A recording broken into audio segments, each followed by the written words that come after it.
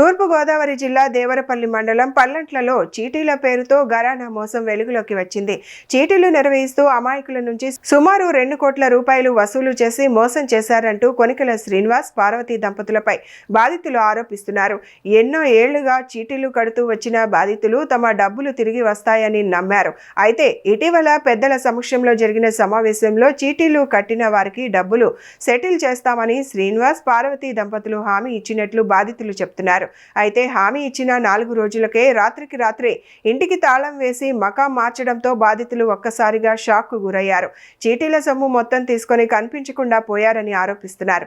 2 కోట్ల రూపాయల చీటీల మోసం ఆరోపణలతో పల్లంట్లలో కలకలం రేగగా బాధితుల ఫిర్యాదుపై పోలీసులు విచారణ చేపట్టాల్సి ఉంది.